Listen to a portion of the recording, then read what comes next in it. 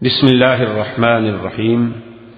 منہج corporation Jeddah برائے production و ڈسٹریبیوشن آپ حضرات کی خدمت میں قصص الانبیاء کا مبارک سلسلہ پیش کرنے کی سعادت حاصل کر رہا ہے۔ اب آپ اس مبارک سلسلے کا 18واں حلقہ سماعت فرمائیں۔ اس لیے میرے عزیز یہ باتیں کرنی بڑی آسان ہوتی ہیں، الزام بھی بڑے آسان ہوتے ہیں۔ میں نے تو دیکھا ہی نہیں وہ علاقہ عند اللہ، میں تو کبھی زندگی میں نہیں گیا، لیکن جو علماء وہاں جاتے ہیں، جو بڑے بڑے ذمہ دار لوگ وہاں جاتے ہیں اور آگے سناتے ہیں، تو ہمیں ماننا پڑتا ہے کہ آج بھی قرآن پاک کی عظمت میں اور قرآن پاک کے احکام میں وہی اثر موجود ہے، لیکن شرط یہ ہے کہ ہم قرآن کو ماننے والے بن جائیں۔ باقی ہم یہ چاہتے ہیں نا جی کہ اللہ بھی راضی رہے اور سودی کام بھی چلتا رہے اور اللہ بھی راضی رہے، اور نماز بھی ہم پڑھ لیں گے، کعبہ شریف کا ایک آدھا طواف بھی کر لیں گے، اور شام کو گھر میں بیٹھ کے تاش شاش بھی تھوڑی بہت کھیل لیں گے، اور کوئی زیادہ شریف آدمی ہو تو لوڈو کھیل لے گا، بہت زیادہ معزز آدمی ہو تو ٹی وی دیکھ لے گا، تاکہ دونوں راضی رہیں۔ یہ تو نہیں نا کہ شیطان کے ساتھ بالکل تعلق کٹ جائے، وہ آئندہ آنا جانا ہی چھوڑ دے۔ یاری تو لگی رہے نا دونوں سے، صبح کو پی اور شام کو توبہ کر لی، رند کے رند رہے اور ہاتھ سے مسلمانی بھی نہ گئی، کیونکہ توبہ تو ہو رہی ہے نا روز۔ انا للہ و انا الیہ راجعون۔ یہ وہ نفاق ہے جو ہمیں پورے عالم میں ہمیں ذلیل کر چکا ہے۔ قصوہ میں دیکھ لیں، ہرزگوینہ میں دیکھ لیں، جیشان میں دیکھ لیں، کشمیر میں دیکھ لیں، عرب میں دیکھ لیں، اراکان میں دیکھ لیں، مشرقی تیمور میں دیکھ لیں۔ کافروں کا کتا بھی مر جائے تو پوچھا جاتا ہے، مسلمانوں کے بندے بھی مر جائیں تو کوئی پوچھنے والا۔ کیوں؟ آخر اتنی بے وقت ہم کیوں ہو گئے؟ تو سیدنا موسیٰ علیہ السلام کی بہت بڑی عظمت شان، تو چونکہ بالکل آپ کا واقعہ حضور سے ملتا ہے کہ جیسے انہیں فرعون کا مقابلہ، حضور کو بھی فرعون کا مقابلہ، جیسے انہیں دشمنوں نے بھی ستایا اور قوم نے بھی ستایا۔ موسیٰ علیہ السلام کو دونوں طرف سے تکلیفیں پہنچی، قوم فرعون سے بھی اور اپنی قوم بنو اسرائیل سے بھی۔ سرکار دو عالم صلی اللہ علیہ وسلم کو بھی دونوں طرف سے تکلیفیں پہنچی کہ باہر کے احزاب نے بھی ستایا اور اپنی قوم قریش نے بھی ستایا۔ سیدنا موسیٰ علیہ السلام کو جیسے بار بار ہجرت کرنی پڑی، اسی طرح سرکار دو عالم صلی اللہ علیہ وسلم کے صحابہ کو بھی کبھی مکے سے حبشہ، حبشے سے پھر مکہ مکرمہ، مکہ مکرمہ سے پھر حبشہ، حبشہ سے پھر مدینہ منورہ، بے عین ہی وہی واقعات سرکار دو عالم صلی اللہ علیہ وسلم کو بھی پیش آئے۔ اور اسی طرح یاد رکھیں کہ جس طرح یعنی موسیٰ علیہ السلام کے ایسے معجزات جو بالکل ایسے واضح تھے جیسے سورج چمک رہا ہوتا، لیکن قوم نے نہ مانا۔ سرکار دو عالم سیدنا محمد رسول اللہ صلی اللہ علیہ وسلم کے بھی ایسے کھلے معجزات کہ جس کو ایک معمولی سی عقل والا بھی سمجھ لے، لیکن قوم نے نہ مانا۔ تو موسیٰ علیہ السلام کے قصے کو سرکار دو جہاں کے قصہ مبارک سے بڑی مشابہ۔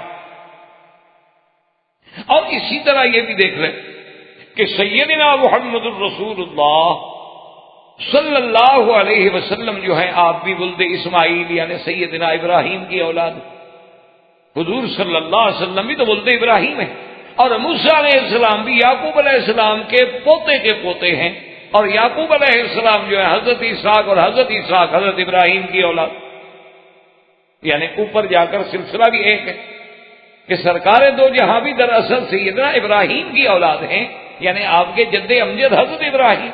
اسی طرح موسیٰ علیہ السلام کے جد امجد بھی حضرت ابراہیم، کیونکہ موسیٰ علیہ السلام جو ہے حضرت یعقوب کے پوتے کے پوتے، اور حضرت یعقوب علیہ السلام کی اولاد میں سے ہیں۔ تو اس وجہ سے بھی اللہ تبارک و تعالی نے موسیٰ علیہ السلام کے قصہ مبارک کو بڑی تفصیل کے ساتھ قرآن میں متعدد سور مبارک میں ذکر فرمایا۔ ایک اور دوسری بات یہ یاد رکھیں کہ علماء کرام نے لکھا کہ اس واقعے کو، موسیٰ علیہ السلام کے قصہ مبارک کو اللہ نے اتنی تفصیل کے ساتھ کیوں بیان کیا؟ انہوں نے کہا کہ اس کی وجہ یہ ہے کہ میرے آقا رحمت للعالمین، رحمت دو جہاں سیدنا محمد الرسول اللہ صلی اللہ علیہ وسلم کی جب بعثت ہوئی، آپ کو نبوت ملی، آپ کا اعلان ہوا، تو آپ کے مقابلے پر جو قومیں تھیں، سب سے پہلے مکے میں آپ کا ٹکارا جو ہے مشرکوں سے ہوا، مکے کے کافروں سے، قریش۔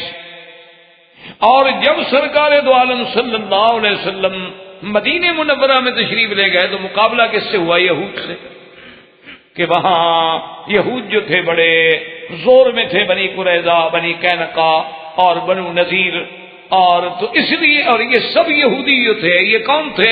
یہ اپنی نسبت کرتے تھے سیدنا موسیٰ علیہ السلام کے ساتھ کہ ہم تو جی صاحب تورات ہیں، ہم تو اہل کتاب ہیں، ہم تو موسیٰ علیہ السلام کو ماننے والے ہیں۔ آج بھی یہودی ان سے پوچھ لیں، وہ کہتے ہیں بھی ہم تو بالکل اہل کتاب ہیں، اور ہم اپنی کتاب پہ اتنے پکے ہیں، یعنی واللہ ہے، میں اللہ کے گھر میں مسجد میں بیٹھا ہوں حرم میں، مجھے افسوس سے، دکھ سے یہ بات کہنی پڑتی ہے کہ یہود اپنے اس کتاب کے بعض اصولوں پہ اتنا پکا ہے، یعنی آج بھی، یعنی آپ یہ تصور نہیں کر سکتے کہ کوئی یہودی کوئی بکری یا بھیڑ یا دمبا یا مرغی ایسی اپنے کھانے میں استعمال کر لے گا جس کی ذبح کا اس کو یقین نہ ہو، سوال نہیں پیدا، سوال ہی پیدا نہیں ہوتا۔ یعنی آپ حیران ہوں گے کہ بڑے بڑے ذمہ دار لوگ جو ہیں نا، یا لائن کے بڑے بڑے قسم کے جو یعنی ان کے جی ایم لیول کے لوگ ہوتے ہیں یا ڈائریکٹر ہوتے ہیں، وہ ہمیں سفر میں مشورہ دیتے ہیں کہ بھئی اگر کوئی ایسی بات ہو آپ لکھ دیا کریں کوشر، اطمینان سے کھائیں، اہل کتاب کا ذبیحہ ہے۔ پورے یورپ میں آپ جائیں، پورے امریکہ میں آپ جائیں، پوری افریقہ میں آپ جہاں مرضی آئے جائیں، اگر اس ملک میں یہودی رہتا ہے تو بڑی بڑی سپر مارکیٹیں ہیں، ان میں اس کا کھانے کا بالکل سیکشن الگ ہے، وہاں آپ کو ہر چیز جو ہے وہ ملے گی، ذبیحہ ہوگا، اور اس میں خنزیر کی چربی بھی نہیں ہوگی۔ ان کے بسکٹ الگ ہوں گے، ڈبل روٹی الگ ہوگی، ان کے جناب جتنے استعمال کرنے کی چیزیں ہیں، مثلا یہ ہیئر کریم ہے، کریم ہے چہرے کی، یہ وہ، یعنی جن میں شبہ ہو سکتا ہے کہ اس میں ہو سکتا ہے کہ خنزیر کی چربی ہو، وہ سوال پیدا نہیں ہوتا کہ وہ استعمال کریں۔ اور ہمارے تو ماشاءاللہ پڑھے لکھے لوگ جو ہیں اپنے گھروں میں قیمتی سے قیمتی میک اپ کا سامان لے آتے ہیں نا، بڑی مشہور کمپنیوں کا، روشاس کا، اذبت آرڈن کا، جس میں 100% خنزیر کی چربی ہوتی ہے، 100%، 90% بھی نہیں۔ اسی لیے ان کے آپ نے دیکھا ہوگا نا کہ ان کا جو کلر ہوتا ہے وہ بڑا رہتا ہے، ظاہر نہیں ہوتا جلدی، کیونکہ اس میں لازم الکحل ہوتا ہے، الکحل کا جب تک ٹچ نہ ہو رنگ رہ نہیں سکتا۔ اسی لیے آپ جتنے بیوریج بناتے ہیں نا مسلمان، تو آپ ابھی دیکھیں گے تو سارے بچوں کا منہ بھی لال پیلا ہو جائے گا شربت کے رنگ میں، لیکن پیپسی کا ان کا رنگ نہیں چڑھتا آپ کے کپڑوں۔ وجہ کیا ہے؟ اس میں پیپسین ہوتا ہے، اس میں الکحل ہوتا ہے۔ لیکن ہم نے تو کبھی خیال نہیں کیا نا، اس لیے کہ دیکھیں جی اپنا گوشت اگر لیں تو 25 ریال کلو، اور باہر کا گوشت ملتا ہے 8 ریال کلو، چاہے مردہ جانور کا ہو چاہے کسی بلا کا ہو، ہمیں کیا ملتا تو 8 ریال کا ہے۔ ہمیں تو جو سستا ملے، ہم نے کہا مجھے، ہم نے ہوٹل کھولا ہے جناب، ہم نے 10 ریال کی پلیٹ دینی ہے، 25 ریال کلو والا گوشت لے کر 10 ریال کی پلیٹ دیں، ہم تو ختم ہو گئے، اس لیے ہم 8 ریال والا کیوں نہ لیں۔ اچھا مسلمان بھی سمجھتے یار بوٹیاں اس میں بہت ہیں، اچھا حرام ہے حلال ہے، بسم اللہ تو پڑھ رہے ہیں نا یار، خدا کے گھر میں حلال ہی آیا ہوگا جی، اور جی مکے مدینے میں حرام بھلا کہاں سے آ سکتا ہے؟ بھئی ابو جہل تمہارے ملک میں رہتا تھا، وہ جی مکے مدینے، اور اللہ کے بندے ہر جگہ شیطان کے چھوٹے چھوٹے ذریت کام کرتی ہے، یہاں خود بڑا ابلیس کام کرتا ہے، یہ مرکز ہے، یہ اسلام کا دارالخلافہ ہے، یہاں ہمیں گمراہ کرنے کے لیے وہ خود خبیث خود کام کرتا ہے۔ باہر تو اس کو پتا ہے کہ ایک چھوٹا سا بھیج دیں گے، ایک بچہ سا بھی جنوں کا شیطانوں کا تو کافی ہے ان کو تو آگے لگانے میں، ان کا کیا ہے، یہ تو ایسی قوم ہے سبحان اللہ، ان سے 11ویں منواؤ تو تیار ہیں، ان کو حضرت حسین کی شہادت سناؤ رونے کے لیے تیار ہیں، یزید کی بہادری اور صفائی میں تقریر کر دو تو یہ نعرے مارنے کے لیے تیار ہیں، باقی یزید بے گناہ تھا۔ اس قوم کا کیا ہے؟ یہ بڑے لوگ ہیں سخت کہ ماننے پہ آئے تو صدیق بن گئے، اور انکار کیا تو ابو جہل بن گیا۔ یہ دل میں نہیں ہے، درمیان میں کبھی ادھر کبھی ادھر، کبھی ادھر کبھی ادھر، یہ نہیں، اس لیے یہاں وہ بدبخت خود کام کرتا ہے۔ اسی لیے آپ سارے، یہ میں ایسے نہیں کہہ رہا، قرآن و حدیث کی روشنی میں کہہ رہا ہوں، جب حضور صلی اللہ علیہ وسلم کے بارے میں مشورہ ہوا قرآن میں وَإِذْ يَمْكُرُ بِكَ الَّذِينَ كَفَرُوا، تو شیطان جو ہے ایک نجدی شیخ کی شکل میں بزرگ بن کے آگے سردار بن کے شریک ہو گیا، وہ خود آیا۔ جب بدر کا موقع آیا تو ابو جہل کے ساتھ خود چلا، کسی اور کو نہیں بھیجا۔ اس لیے یہاں تو ہمارے بھٹکنے کا زیادہ خطرہ ہے، یہاں تو ہمارے راستے میں اگر چھوٹا سا کانٹا بھی آ گیا تو پتہ نہیں ہم کہاں جائیں گے، تو حرمین ہے، یہ تو اللہ کا حرم ہے، بلد الامین ہے۔ اس لیے علماء نے لکھا ہے کہ موسیٰ علیہ السلام کے واقعے کو اس لیے بھی کھول کے بیان کیا گیا کہ آگے یہود موجود ہیں اور وہ چیلنج کر رہے ہیں حضور صلی اللہ علیہ وسلم کو، ان کے پاس تورات ہے اور وہ دعویٰ کر رہے ہیں کہ جی آپ تو اس امت میں بھیجے گئے جو امیین ہیں، ان پڑھ قوم تھی، اور ہم تو اہل کتاب ہیں۔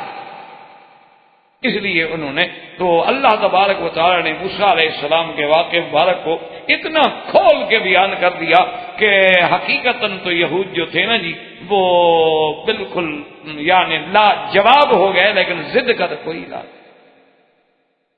جیسے وہ ایک مثال مشہور ہے، ایک آدمی کہا جی میں لاہور گیا تھا، پورے لاہور کو جھوٹا کر کے آ گیا۔ انہوں نے کہا یار کمال ہے، سارے لاہور والے جھوٹے ہو گئے۔ انہوں نے کہا جب میں نے کسی کی نہیں مانی، بس میں نہیں مانتا تھا کسی کی، سارے جھوٹے ہو گئے، وہ جو کہتے تھے میں نہیں مانتا، تو لہذا لاہور والے سارے جھوٹے ہو گئے، میں ہی سچا رہا نا اکیلا۔ ورنہ حقیقت یہ تھی کہ ایک نبی امی سرزمین مکہ میں پیدا ہونے والے، الذی لا اب لہ ولا ام لہ نشأ فی قوم جہال، یعنی سرکار دو جہاں، یعنی جب پیدا ہوئے تو باپ فوت ہو گیا، 7 سال کے ہوئے ماں فوت ہو گئی، ایسی قوم میں پیدا ہوئے جو قوم جاہل ہے، امی ہے، جس نے ایک لفظ نہیں پڑھا ہوا، لیکن اس کے باوجود وہ ذات جو ہے قدوۃ للعالمین، سارے جہاں کے لیے اور جن و انس کے لیے اللہ تبارک و تعالیٰ اسے قدوہ بنا دے، نمونہ بنا دے، اس سے بڑی شان کیا ہو سکتی ہے۔ اور جب حضور ان کو بیٹھ کے یہ خبر دیں کہ موسیٰ علیہ السلام کا یہ قصہ ہوا، فرعون کے ساتھ یہ ہوا، نبوت ملی یہ ہوا، ہارون علیہ السلام کا یہ واقعہ ہوا، آپ کے باپ دادا بنو اسرائیل نے یہ کیا، تو اب اگر عقل 1 منٹ کے لیے بھی ہو تو ان کو سمجھنے میں دیر لگ سکتی تھی کہ اللہ کا نبی محمد عربی سچا ہے، ورنہ ان کو کیسے پتہ لگے ہمارے باپ دادے کا، ان کو کہاں سے خبر مل گئی؟ اس لیے بھی اللہ تبارک و تعالی نے موسیٰ علیہ السلام کا واقعہ مبارک جو ہے بڑا کھول کر قرآن پاک میں بیان فرمایا۔ اور اسی طرح یاد رکھیں، علماء کرام فرماتے ہیں کہ اس سورۃ القصص میں ابتدائی چند آیتوں میں تو گویا پورے موسیٰ علیہ السلام کے قصہ مبارک کا خلاصہ بیان کر دیا ہے اللہ نے خود بھی، یعنی جیسے پورا واقعہ مبارک ہے نا جی، اس کا پورا خلاصہ جو ہے ابتدائی آیات میں ہو گیا، اور پھر تفصیل جو ہے اللہ نے بعد میں ذکر فرمایا۔ اس لیے سب سے پہلے اللہ فرماتے ہیں کہ طاسین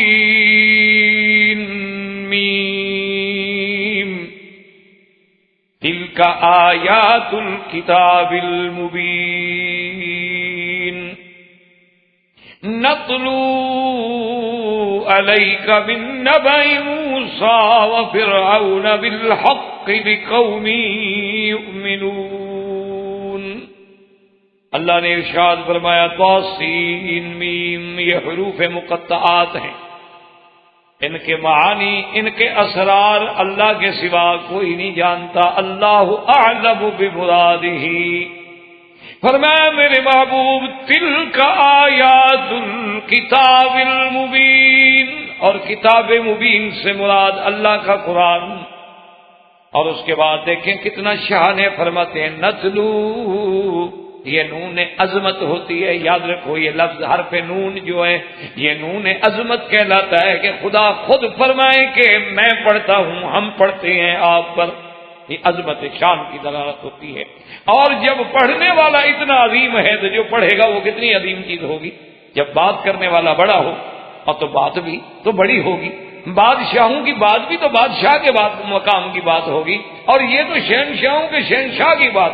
اس لیے جہاں جہاں نون آئے گا یاد رکھیں جیسے اللہ نے فرمایا وَسَنُقْرِئُكَ فَلَا تَنْسَىٰ إِلَّا مَا شَاءَ اللَّهُ إِنَّهُ يَعْلَمُ الْجَهْرَ وَمَا يَخْفَىٰ وَنُيَسِّرُكَ لِلْيُسْرَىٰ وہاں بھی نون ہے وَنُيَسِّرُكَ لِلْيُسْرَىٰ یا جیسے فرمایا اِنَّا نَحْنُ نَزَّلْنَا عَلَيْكَ الْقُرْآنَ اِنَّا نَحْنُ نَزَّلْنَا یہاں بھی اللہ فرماتے ہیں کہ نتلو علیکا ہم پڑھیں گے آپ پر محمد مصطفیٰ ہم نے پڑھا آپ پر کیا من نبأ موسیٰ وفرعون بالحق لقوم یؤمنون من نبأ موسیٰ یاد رکھو نبأ مانا خبر انباء مانا اخبار لیکن فرق ہے دونوں میں نبا اس خبر کو کہتے ہیں جو بڑی اہم خبر ہو بڑی عظیم خبر ہو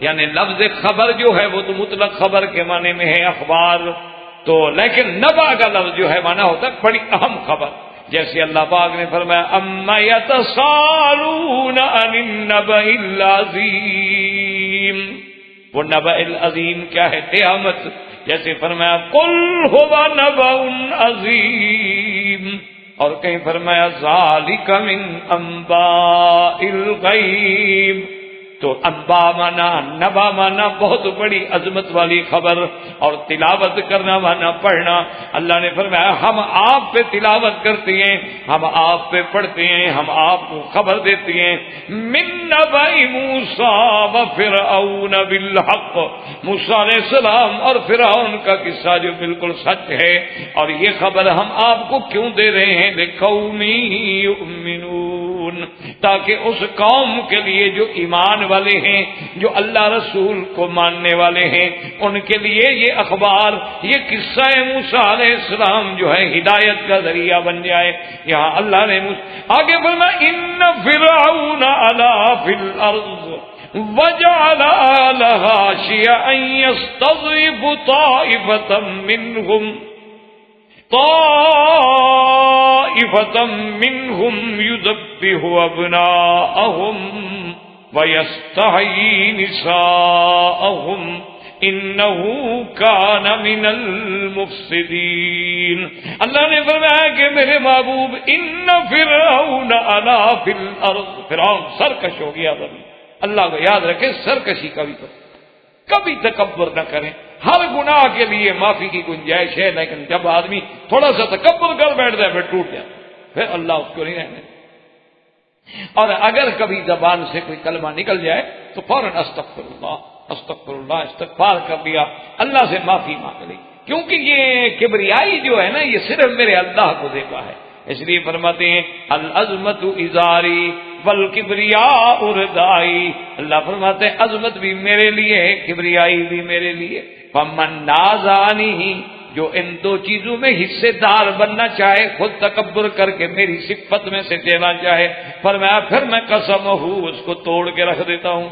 اللہ تبارک و تعالی کیونکہ متکبر شان اسی کی ہے اور کیسے کوئی تکبر کر سکتا ہے اس لیے حضرت علی رضی اللہ تعالیٰ عنہ فرماتے ہیں کہ مجھے انسان سے تعجب آتی ہے کہ کیف یتجبر و کیف یتکبر کیسے وہ تکبر کرتا ہے کیسے وہ تجبر کرتا ہے جبار بنتا ہے وہ بھول جاتا ہے کہ ماں کے پیٹ میں میری غذا کیا تھی میں ایک گندے پانی سے پیدا ہوا اور دوسرا گندا خون کھا کھا کے میں زندہ رہا اور اس کے بعد روزانہ اپنی گندگی پہ بیٹھتا ہے اور اپنے پیٹ میں بھی گندگی لے کے پھرتا ہے پھر میں پتہ نہیں کس بات سے تعجب تکبر کرتا ہے جی میں بڑا آدمی کیا بڑا آدمی کس بات کی بڑائی بڑائی تو ہے تقوی میں بڑائی تو ہے تواضع میں بڑائی تو ہے اللہ کے صحیح معنی میں بندہ بننے میں وہ پھر تمہیں خود بخود بڑا بنا دیتے ہیں پھر تمہیں خود بخود عزت عطا فرما دیتے ہیں ورنہ فرمایا کہ کیسے حضرت علی نے فرمایا کہ مجھے تعجب آتی ہے فرمایا سب سے بہتر غذا انسان کے لیے کیا ہے اصل شہد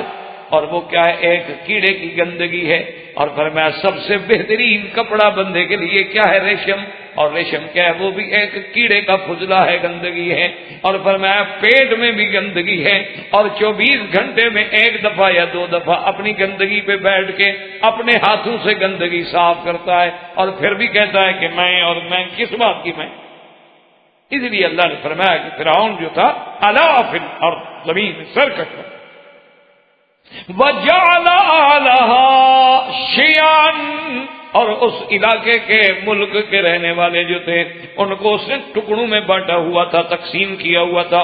يَسْتَضْعِفُ طَائِفَةٌ مِّنْهُمْ، ایک جماعت کو اس نے اتنی کمزور کر دیا، اتنی ان کو کچل ڈالا تھا کہ يُذَبِّحُ أَبْنَاءَهُمْ وَيَسْتَحْيِي نِسَاءَهُمْ انہو کان من المفسدین. اللہ پاک نے فرمایا کہ وہ کیا کرتا تھا، ان کے بچوں کو، ذکور کو، لڑکوں کو ذبح کر دیتا تھا، ان کی عورتوں کو چھوڑ دیتا تھا، لڑکیوں کو چھوڑ دیتا تھا. وہ تھا بڑے فساد کرنے والوں میں. تو اللہ نے پہلے تو فرعون کے بارے میں ایک مختصر سے آیات مبارک میں گویا پورا خلاصہ. اور اسی طرح دیکھیں کہ بھی فرعون نے یہ کام جو ہے قتل والا کیوں شروع کیا، اس کے بارے میں مفسرین کرام نے اور مؤرخین عظام نے دو باتیں کی. ایک بات تو یہ ہے کہ آپ نے پہلے سیدنا ابراہیم علیہ السلام کے قصے مبارک میں پڑھا تھا کہ وقت کے بادشاہ نے آپ کی بیوی جو تھی، بی بی سارہ، ان کو طلب کر لیا کیونکہ وہ بڑا بد فطرت بادشاہ. اور وہ بادشاہ جو تھا اس نے سیدنا ابراہیم علیہ السلام کی زوجہ محترمہ سیدہ سارہ، بی بی سارہ پہ نعوذ باللہ بری نظر ڈالی، ہاتھ ڈالنے کی کوشش کی. بی بی صاحبہ نے دعا مانگی، اس کو شلل ہو گیا جسے فالج آپ کہتے ہیں، تو وہ بالکل بند ہو کے کھڑا ہو گیا، حرکت ہی نہیں کر سکتا. وہ سمجھ گیا. اس نے بی بی سارہ سے استدعا کی کہ آپ مجھے معاف کر دیں، میں آئندہ ایسی حرکت نہیں کروں گا. آپ نے دعا کی، معاف کر دیا، ٹھیک ہو گیا. اس نے پھر بری نیت کی، پھر وہی حملہ ہو گیا. آخر خلاصہ یہ ہے کہ بہرحال وہ اپنی اس بری نیت سے ناکام ہو گیا، نامراد ہو گیا. بی بی سارہ جو تھی باعزت طریقے سے حفاظت کے ساتھ واپس تشریف لے. جب سارا واقعہ آپ الحمدللہ پڑھ چکے ہیں تفصیل کے ساتھ، سیدنا ابراہیم علیہ السلام کو سارے واقعے کا پتہ چلا، تو اصل میں وہ کہتے ہیں کہ یہ بھی وہی فرعون تھا، فرعون مصر تھا. لیکن یاد رکھیں کہ فرعون تو لقب ہے، ورنہ فرائنہ تو کئی آئے، جیسے ریان آیا، ولید آیا، رامسس آیا، رامسس سوم آیا، رامسس ثالث آیا، پھر اس کے بعد من فتح آیا. یہ سب فرائنہ کہلاتے. تو اس لیے لفظ یہی ہوتا ہے کہ فرعون فرعون فرعون، چونکہ یہ ان کا لقب تھا. جیسے حبشہ کے لوگ جو تھے، جو بادشاہ بنتا نجاشی کہلاتا. اسی طرح جیسے فارس کا علاقہ تھا وہ کسرا کہلاتے، اور روم والے جو تھے وہ اپنے آپ کو کیسر کہلاتے تھے. کسرا، کیسر، یہ سارے پرانے بادشاہوں کے لقب. تو سیدنا ابراہیم علیہ السلام نے پیشین گوئی کی اور آپ نے فرمایا کہ میری نسل میں، میری اولاد میں ایک اللہ ایسا بچہ پیدا فرمائیں گے کہ جو فرعون کی تباہی و بربادی اور اس کے اقتدار کے خاتمے کا ذریعہ بنے.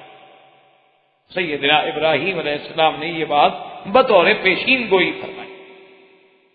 اب یہ پیشین گوئی کافی عرصہ گزر گئی، لیکن کتابوں میں آ گئی. چلتے چلتے چلتے وہ فرعون کے پاس پہنچی تو اس نے اپنے جو اس وقت کے اس کے احبار و رہبان تھے، کاہن تھے، ساحر تھے، منجمین تھے، اصحاب فلکیات تھے، ان کو بلایا کہ بھئی اب کیا کریں.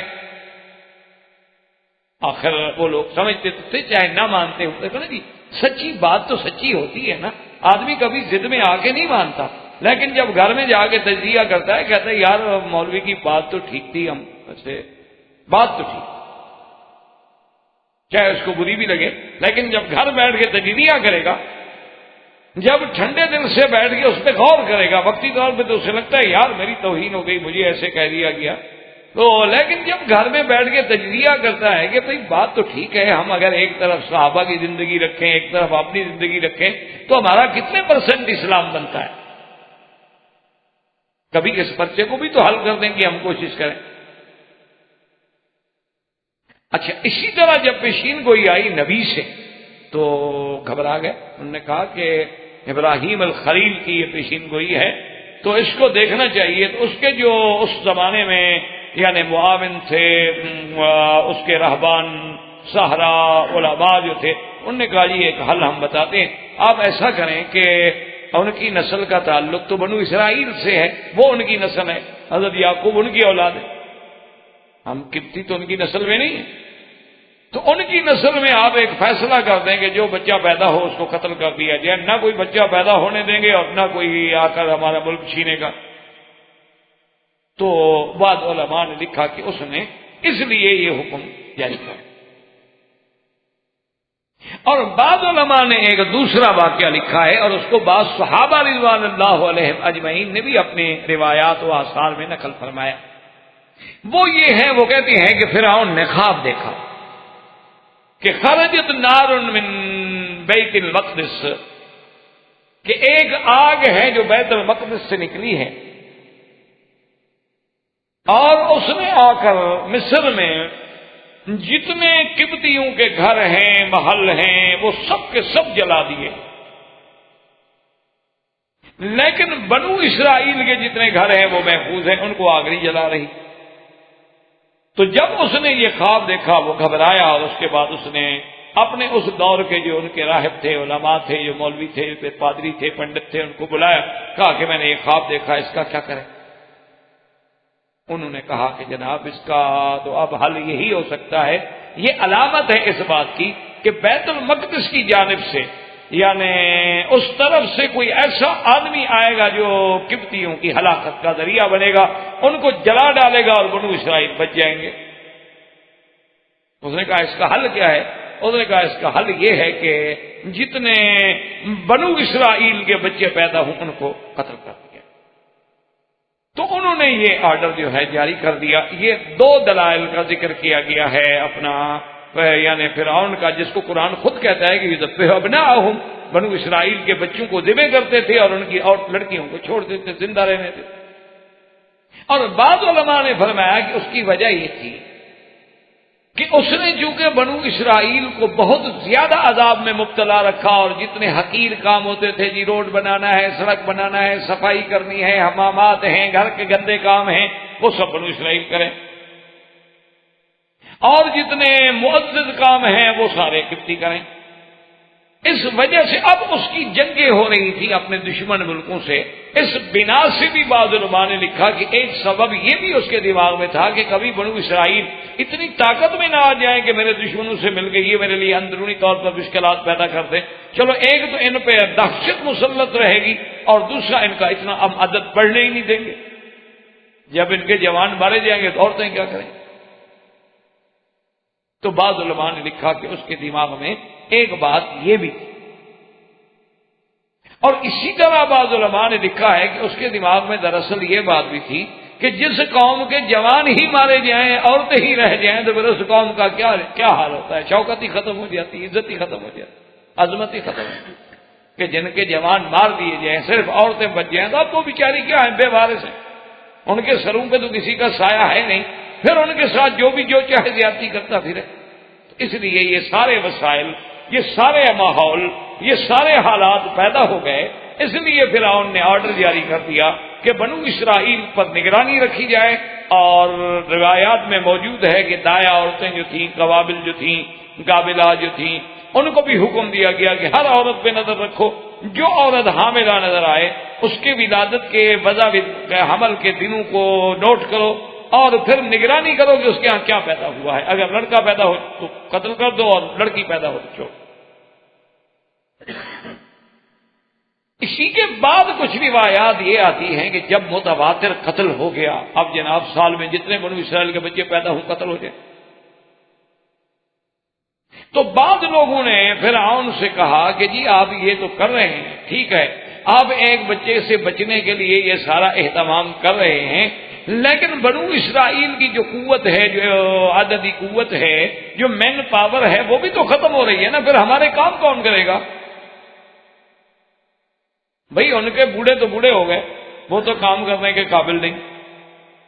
اچھا، جو جوان ہیں بوڑھے ہوتے جا رہے ہیں، اب جو پیدا ہونے والے ہیں ان کو آپ مار دیتے ہیں، تو پھر ہمارے لیے کون ہوگا جو ہمارے کام کرے؟ تو فرعون نے پھر ایک اور آرڈر جاری کیا، ایک اور آرڈیننس نافذ کر دیا کہ جناب ایسا کریں کہ 1 سال جو ہے اس میں تو چھوٹ دی جائے، جو بچہ پیدا ہو کچھ نہ کہو، لڑکا ہو یا لڑکا، اور 1 سال جو ہے لڑکا قتل کر دیا جائے اور لڑکی جو ہے اس کو چھوڑ دی جائے۔ تو اب ایک نیا حکم جاری ہو گیا۔ اچھا خدا کی شان دیکھیں کہ سیدنا ہارون علیہ السلام اس سال پیدا ہوئے جو چھٹی کا سال تھا، لہٰذا ان کو تو کسی نے کچھ نہیں کہا، تعرض ہوا ہی نہیں، ان کو تو ویسے چھوڑنا تھا انہوں نے۔ اور موسیٰ علیہ السلام اللہ کی شان یہ ہے کہ اس سال میں پیدا ہوئے جس سال میں قتل کا آرڈر جاری تھا۔ تو یہ اللہ تبارک و تعالیٰ کی ہر چیز میں حکمت ہے۔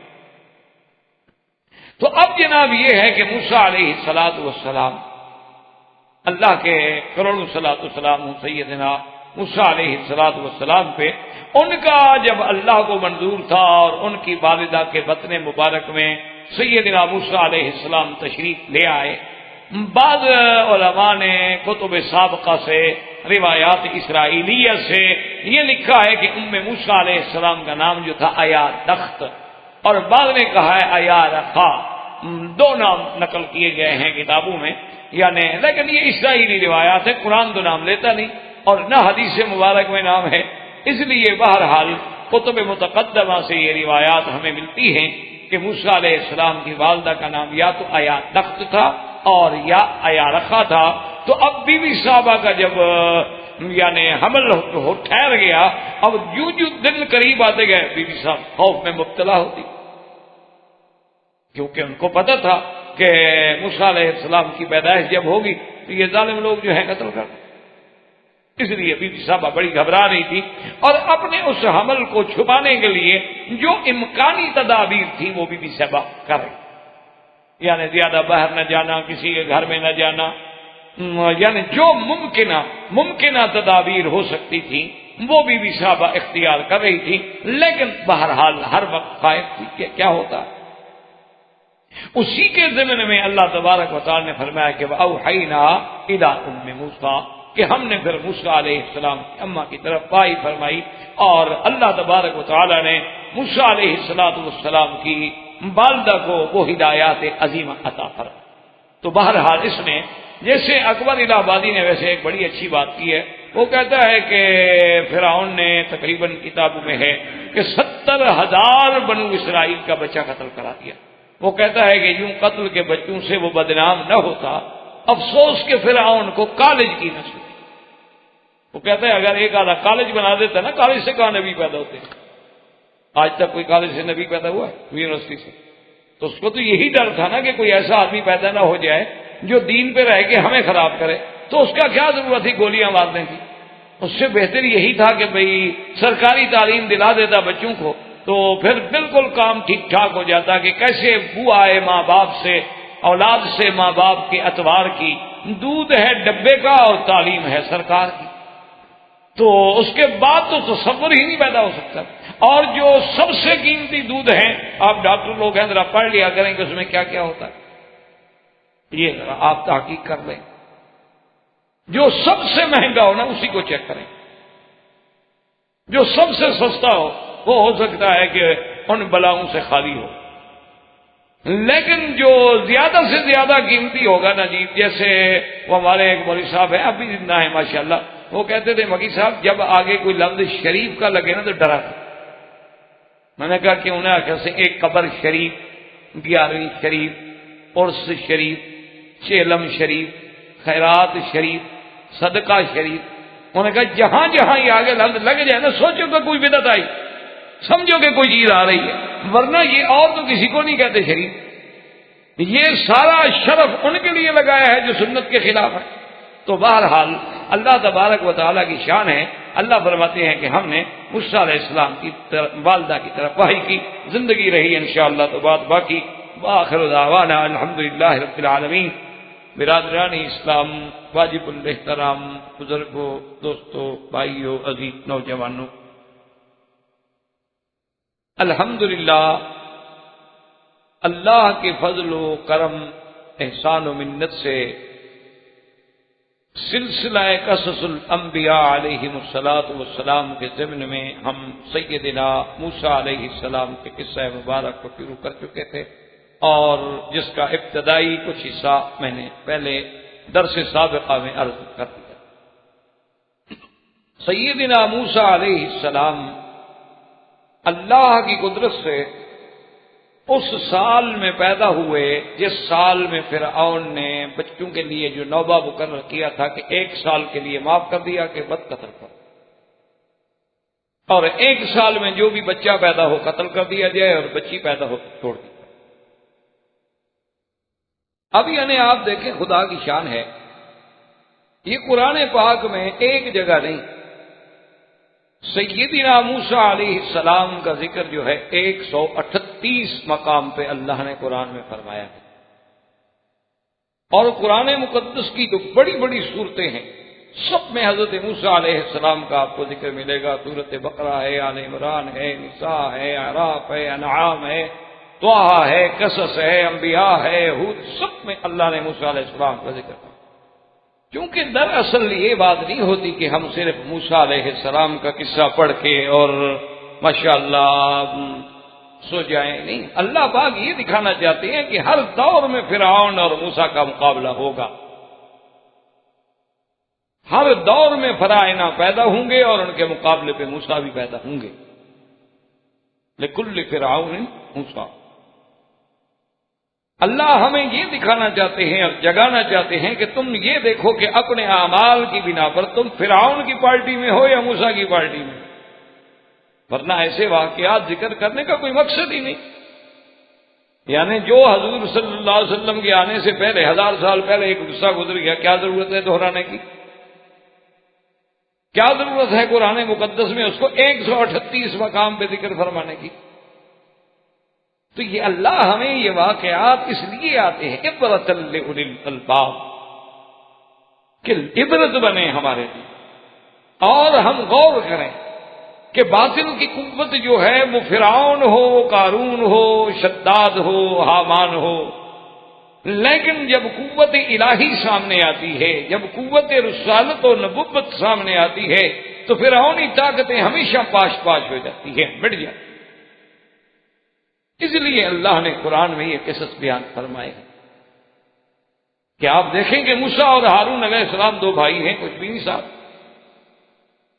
اور کس حالات میں موسیٰ علیہ السلام پیدا ہو رہے ہیں۔ یعنی آپ اس پہ غور کریں، اللہ تبارک و تعالیٰ یہ دکھلا رہے ہیں کہ موسیٰ علیہ السلام کس حال میں پیدا ہو رہے ہیں کہ باپ کی بات بھی نہیں ہے، ماں ہے، بہن ہے، اور اتنا چھپ کے ڈر کے کہ ولادت پہ یعنی ہر گھر میں بچہ پیدا ہو تو خوشیاں ہوتی ہیں۔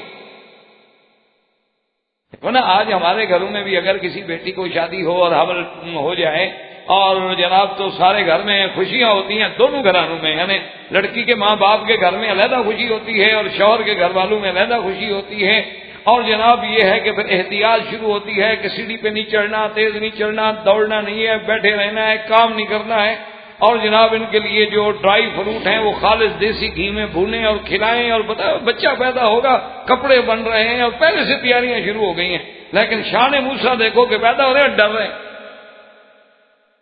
کس ماحول میں اللہ کا نبی پیدا ہوا اس پہ ذرا غور کریں۔ ایک طرف فرعون کی قوت ہے اور ایک طرف موسیٰ علیہ السلام کی ولادت کی کیفیت ہے۔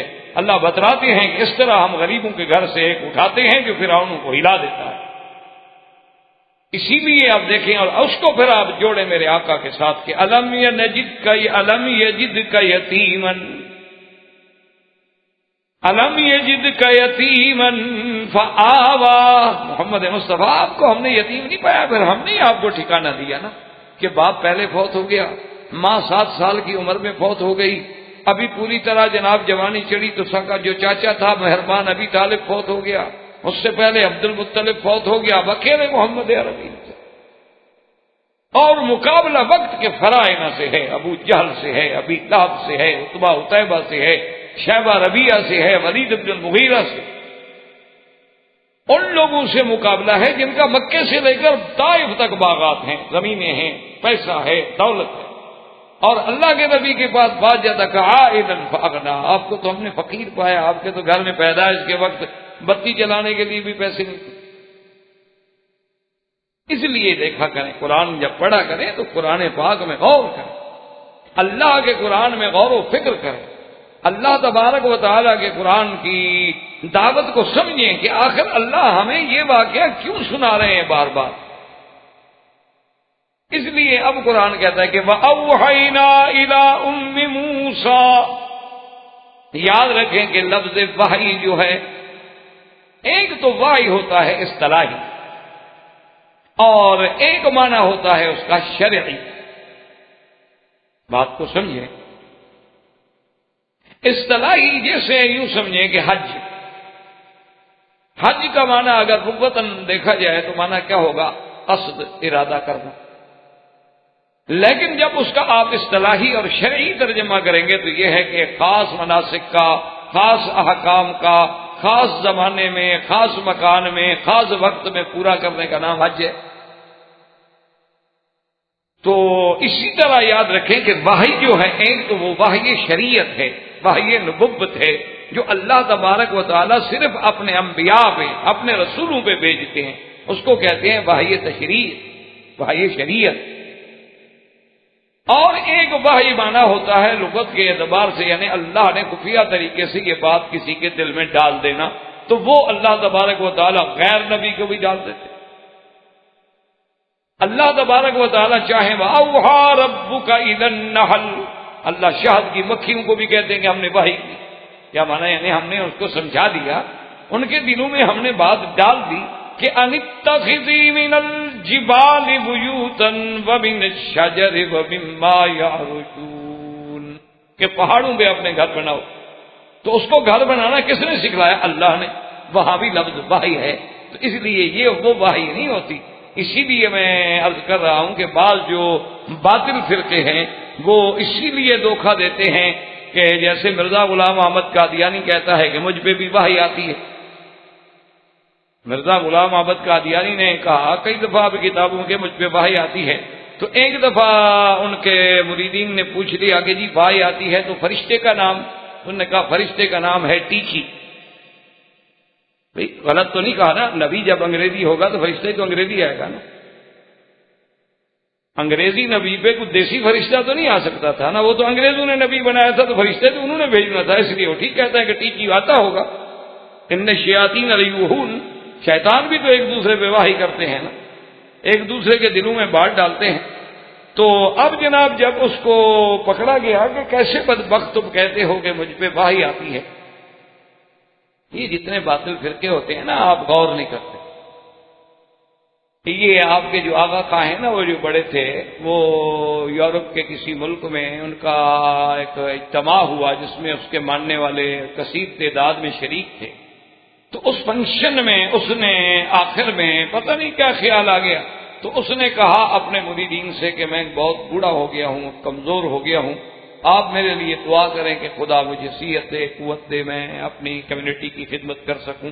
کیوں؟ خدا کو تو پھر ماننا پڑتا ہے نا. ابھی امریکہ میں الیکشن ہو رہا ہے نا، آپ اخباریں پڑھیں، سارے روز خدا کو یاد کریں. دونوں کینڈیڈیٹ دعا کریں خدا میری مدد کرے. وہ کہتے ہیں خدا میں، اب خدا یاد آ گیا. ویسے خدا کو چھٹی دی ہوئی ہے، لیکن اب چونکہ الیکشن لڑنا ہے تو اب تو مدد کی ضرورت ہے اللہ کی. تو اب رات دن ان کو بھی خدا یاد آیا ہوا ہے. تو بہرحال آغا خان کو بھی پتہ نہیں کیسے خدا یاد آ گیا. تو اس نے کہا کہ جی آپ دعا کریں کہ خدا میری مدد کرے اور میں کمزور ہو گیا ہوں. تو ان کے ایک مرید ہیں، وہ بڑے کروڑوں پتی ارب پتی، وہ کھڑے ہوئے. انہوں نے کہا حضرت آپ ہی تو ہمارے خدا ہیں، آپ کے لیے ہم کیسے دعا کریں؟ آپ تو ہمیں صحت و عافیت و طاقت بخشتے ہیں، آپ اس طرح کہہ کے ہمارا امتحان لینا چاہتے ہیں، حالانکہ خدا تو آپ ہیں. تو آغا خان صاحب خاموش ہو گئے کہ چلو مریدین اتنے اعتقاد میں ہیں، پھر ان کو کیوں خواہ حقیقت کھولی جائے. یعنی اس طرح ہر باطل فرقہ یعنی اپنے آپ کو خدا کہلوانے پہ بھی خاموش ہے. اور نمازیں معاف کر دی کہ جی کیا ضرورت ہے نمازیں پڑھنے کی، ایک دفعہ آؤ شاپ کٹھی کر کے پڑھ لو، بس ختم ہو گئی بات. مصروفیت ہے، بزنس کے دن ہیں. یہ اسلام تھوڑا ہے کہ ہمیں نمازوں میں لگا دے اور کافر ترقی کر لیں، بزنس میں آگے بڑھ جائیں. تو بہرحال مقصد یہ ہے کہ غلط فرقے جو ہیں ایسی باتیں کرتے ہیں. تو جب ان کو پریشر پڑا مرزا کو، قادیانی کو، کہ بدبخت واہی واہی کیسے، انہوں نے کہا یار واہی موسیٰ علیہ السلام کی اماں کے پاس بھی تو آئی ہے، وہ بھی نبی تو نہیں تھی نا، تو میرے پاس بھی اس قسم کی واہی آتی ہے. تو دیکھا وہ کہہ دو نا کہ میں نبی نہیں ہوں، اور اگر میں نے یہ دعویٰ کیا ہے تو میں توبہ کرتا ہوں. اس نے کہا نہیں نہیں، اصل میں وہ جو بھائی آتی ہے نا وہ کبھی کبھی مجھے یہ کہتی ہے کہ تم نبی ہو، مقصد ہے کہ باطل فرقہ ہے۔ تو یاد رکھو، تو وحی شریعت الگ ہوتی ہے، اور وحی بطور لغت کے اعتبار سے مانا ہوتا ہے خفیہ طریق سے بات کا کسی کے دل میں پہنچا دینا۔ تو اللہ نے موسیٰ علیہ السلام کی اماں کے دل میں بھی بات ڈال۔ موسیٰ علیہ السلام کی والدہ کا نام جو ہے کتب سابقہ میں جو ملتا ہے وہ ہے ایا دخت، اور بعض علماء نے لکھا ہے کتب سابقہ سے ایا رخا۔ اور ہمارے ہاں بھی جاہلوں کا ایک بڑا عجیب عقیدہ ہے، وہ کہتے ہیں موسیٰ علیہ السلام کی والدہ کے جس کو نام آ جائے نا اس کو بڑے پیسے ملتے۔ وہ یہ تسخیر کا وہ کہتے ہیں عمل ہے کہ پیسے ملنے شروع ہو جاتے ہیں۔ ایک آدمی مجھ سے بھی پوچھا جی موسیٰ علیہ السلام کی والدہ کا نام، میں سمجھ گیا کیوں پوچھنا چاہتا ہوں، میں نے کہا یار مجھے تو اپنی دادی کا نام نہیں آتا، موسیٰ علیہ السلام کی والدہ بہت پہلے پیدا ہوئی تھی، تو ان کا نام میں آپ کو کیسے بتا سکتا ہوں؟ کہتے جی سنا ہے ان کے نام سے پیسے ملتے ہیں۔ میں نے کہا یار کمال ہے، پھر تو نبی سے بھی افضل ہو گئی کہ موسیٰ کے نام سے تو تمہیں پیسے نہیں ملتے، ہارون کے نام سے بھی تمہیں نہیں ملتے، اللہ کے نبیوں کے نام سے بھی نہیں ملتے، ملتے ہی موسیٰ علیہ السلام کی ماں کے نام سے۔ تو بہرحال کہنے کا مقصد یہ تھا کہ موسیٰ علیہ السلام کی والدہ کے دل میں اللہ نے بات ڈال دی کہ آپ اپنے بیٹے کو دودھ پلائیں، اور دودھ پلانے کے بعد انہیں ایک صندوق میں بند کیا جائے، اور صندوق میں بند کر کے اس صندوق کو دریا میں ڈال۔ اچھا، یہاں پر آ کر دو روایات ہیں، دو یعنی قول ہیں علماء۔ ایک قول تو علماء کا یہ ہے کہ موسیٰ علیہ السلام جب پیدا ہوئے نا تو اماں نے اللہ نے جو بات دل میں ڈالی ہوئی تھی نا اسی کے مطابق موسیٰ علیہ السلام کو فوراً نہلا کے دھلا کے اور ایک چھوٹی سی صندوق بنا لی لکڑی کی، پہلے سے تیار رکھی تھی، اس کے اندر حضرت موسیٰ علیہ السلام کو لٹا دیتی، دودھ پلا کے وہ سو جاتے، اور اس کو رسی لگی ہوئی تھی جس کو وہ باندھ دیتی تھی چھپا کے دریا کے کنارے پہ، اور صندوق دریا میں ڈال دیتی تھی، اور جب آتے تفتیش والے دیکھنے والے گھر میں کوئی بچہ نہیں، وہ چلے جاتے۔ لیکن اتفاق ایسا ہوا کہ ایک دن اللہ کی قدرت سے وہ رسی جو تھی وہ ٹوٹ گئی اور صندوق بہہ گئی۔ یعنی بعد مفسرین کرام رحمت اللہ علیہم اجمعین نے، کیونکہ قرآن تو ایسی تفاصیل بیان ہی نہیں کرتا، کیونکہ اللہ کے قرآن کا تو یہ اسلوب بیان ہی نہیں ہے کہ وہ ان تفاصیل میں جائے کہ جی بس جو اللہ کا حکم ہے اس کا، اور اکثر مفسرین فرماتے ہیں کہ یہ بات نہیں، بات ایک ہی دفعہ کی ہے کہ انرزعیہ فاذا خفت علیہ فالقیہ فی الیم۔ اللہ نے فرمایا موسیٰ علیہ السلام کی اماں آپ اپنے بیٹے کو دودھ پلانے کے بعد جب خوف محسوس کریں گے، تفتیش والے آ گئے، پولیس آ گئے، چیک کرنے والے آ گئے، فالقیہ فی الیم، آپ ان کو دریا میں ڈال دیں۔ قرآن صرف اتنا کہتا ہے، یہ بھی مفسرین نے روایات سابقہ سے دیا کہ یہ مقصد نہیں کہ بچے کو پکڑ کے دریا میں ڈال، مانا تھا کہ صندوق بنا کے ڈالا، چونکہ آگے روایات یہ کہتی ہیں کہ صندوق کھولا گیا تو مانا یہ ہے کہ ڈالا بھی صندوق میں گیا، قرآن نے اختصار فرما دیا۔ اور دریا سے مراد جو ہے وہ دریائے نیل ہے، یہی مصر کا واقعہ ہے سارا۔ تو اس موسیٰ سیدنا موسیٰ علیہ السلام کو وہاں ڈال دیں، اور ساتھ اللہ نے یہ بھی فرما دیا کہ لا تخافی ولا تحزنی، کہ موسیٰ علیہ السلام کی اماں، یہاں اللہ نے قرآن میں دو لفظ فرمائے، یاد رکھیں کہ لا تخافی، تم اپنا خوف بھی نہ کرنا، ڈر نہ کرنا، کوئی تمہارا کچھ نہیں بگاڑ سکتا، ولا تحزنی، اور موسیٰ علیہ السلام کا بھی غم نہ کرنا، تم یہ بھی خوف نہ کرنا کہ آخر راز تو کھل جائے گا کہ بچہ تو ہوا اور بچہ دریا میں ڈالا گیا، کہاں ڈالا گیا، آخر وہ بچہ پتہ نہیں کہاں جا کے پکڑا جائے گا۔ اللہ نے فرمایا بالکل تم اپنا ڈر نہ کرو اور موسیٰ علیہ السلام کا بھی غم نہ کرو۔ تو اس لیے علماء نے لکھا ہے کہ لفظ خوف وہاں استعمال ہوتا ہے جب اپنے لیے خوف ہو، اور لفظ حزن وہاں استعمال ہوتا ہے جب دوسرے کا غم ہو۔ اس لیے دونوں لفظوں کے استعمال میں ایک لطیف فرق ہے، یعنی اگر مجھے اپنا خوف ہے تو پھر کہا جائے گا کبھی لا تخف، مت ڈرو، کیوں ڈرتے ہو بھائی، اور اگر مجھے کسی دوسرے کا غم ہے تو پھر کہا جائے گا بھی لا تحزن، غم نہ کرو یار، اللہ اس کی مشکل بھی حل کر دیں گے۔ تو اس لیے اللہ تبارک و تعالی نے یہاں دونوں لفظ مبارک جو ہے استعمال فرمائے اور موسیٰ علیہ السلام کی والدہ کو تسلی دینے کے لیے. اور خدا کی شان ہے اللہ کی ہر حکم میں ایک حکمت، کہ قرآن مقدس میں جو بھی لفظ آیا ہے اس میں حکمت، کیونکہ کلام حکیم ہے. العلیم الحکیم، حکمت والے رب کا کلام ہے. جب حکمت والے رب کا کلام ہے تو حکمت سے خالی کیسے ہو سکتا؟ اسی لیے دیکھیں کہ جب سیدنا سرکار دو جہاں رحمت للعالمین حضرت محمد رسول اللہ صلی اللہ علیہ وسلم غار ثور میں ہیں اور سیدنا ابو بکر ساتھ ہیں، تو حضرت ابو بکر پریشان ہوئے، جو صحیح احادیث مبارک میں ہے کہ انہوں نے عرض کیا کہ یا رسول اللہ کافر تو بالکل پہاڑ کے اوپر آ گئے ہیں اور پہاڑ میں سوراخ بھی ہے، اگر ان یعنی ایسے اپنے پاروں والی جگہ کی طرف بھی انہوں نے دیکھ لیا تو ہمیں دیکھ لیں گے وہ. تو حضرت آقا انعامدار نے فرمایا ابو بکر ما ظنک باثنین اللہ ثالثہما، کیا بات ہے تمہارا کیا خیال ہے، دو تو ہوں کوئی اور ان کے ساتھ تیسرا خدا ہو، تو ان دو کا بھی کوئی کچھ بگاڑ سکتا ہے؟ ما ظنک باثنین اللہ ثالثہما، تو تیسرا جب خدا ہمارے ساتھ ہے. اور اس کے بعد اللہ نے جو قرآن اتارتے فرمایا اذ یقول لصاحبہ لا تحزن، کہ سرکار دو جہاں اپنے دوست سیدنا ابو بکر کو فرما رہے ہیں کہ غم نہ کرو. تو اللہ نے دراصل یعنی اللہ تو جانتے تھے نا کہ ایک وقت آئے گا کہ ایسے لوگ بھی پیدا ہوں گے روافض اور شیعہ جو یہ کہتے ہیں کہ جی سیدنا ابو بکر صدیق نے جب ان کو پتہ چل گیا کہ مشرکین مکہ اس پہاڑ پہ پہنچ گئے ہیں تو انہوں نے رونا شروع کر دیا. اصل میں وہ اسی لیے رو رہے تھے کہ اوپر والے سننے اور آگے پکڑ لیں حضرت کو. اچھا خدا کی شان ہے ان کے دل میں جو جھوٹا رونا لگایا نا اللہ نے ان کے گلے میں رونا ڈال دیا، ہمیشہ روتے رہتے، آنسو نہیں بہتا، روتے رہتے. اور خدا کا قرآن اگر آپ دیکھیں نا جو زیادہ رونے والے ہوں نا اکثر جھوٹے ہوتے ہیں. جاؤ اباہم عشاء یبکون، یوسف علیہ السلام کے بھائی تو روتے ہوئے آئے تھے، خود ڈال کے آ رہے ہیں کنویں میں اور آ رہے ہیں روتے ہوئے. خود حضرت حسین کو قتل کرا دیا، خط لکھ کے مدینے سے بلوایا، شہید کرا دیا، خود رو رہے ہیں. بلانے والے کون تھے کہ آپ آئیں ہم آپ کی بیعت کریں گے؟ تبھی تو گئے تھے حضرت حسین، دشمنوں نے تھوڑا بلایا تھا. یا حضرت حسین جنگ کرنے کے لیے تشریف لے گئے تھے، 72 آدمی خاندان کا، بیویاں بچے عورتیں لے کر. آدمی جنگ کے لیے جاتا ہے تو 200 400 جوان لے کے جاتا ہے، 1000 2000 اپنی فوج لے کے جاتا ہے، اپنے بیوی بچے آل اولاد چھوٹے اصغر اکبر ان کو تو لے کے نہیں جاتا. وہ تو خود شیعہ نے حسین نے تو دھوکہ دیا. تو بہرحال کہنے کا مقصد یہ ہے کہ دیکھیں خدا کی شان کہ اللہ نے واضح کر دیا کہ اذ یقول لصاحبہ لا تحزن. اللہ نے فرمایا میرا مدنی اپنے ساتھی سے کہہ دو آپ کا غم نہ کرے. مانا ہوا کہ ابو بکر کو حضور کا ہی فکر تھا، اپنا خوف نہیں تھا.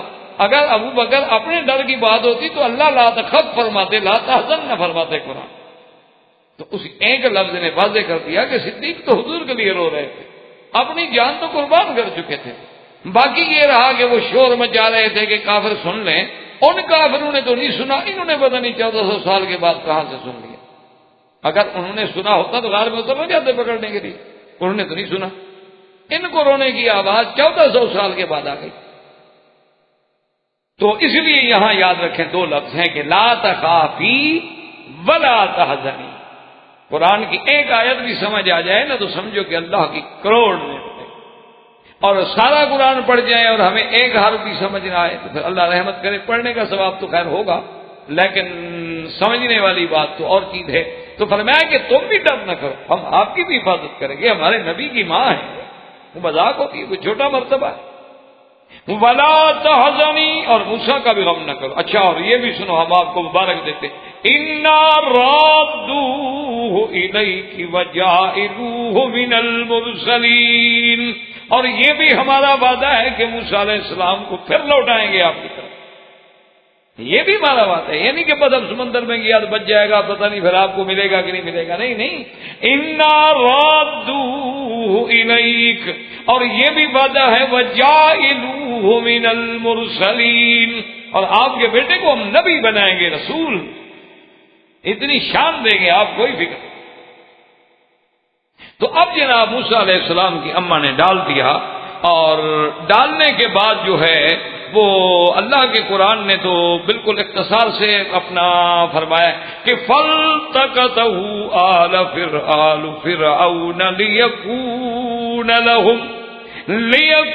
لَهُمْ عَدُوًّا وَحَزَنًا إِنَّ فِرْعَوْنَ وَهَامَانَ وَجُنُودَهُمَا كَانُوا خَاطِئِينَ۔ اللہ نے فرمایا کہ آل فرعون نے پھر اس کو ڈھونڈا، فَالْتَقَطَهُ آلُ فرعون۔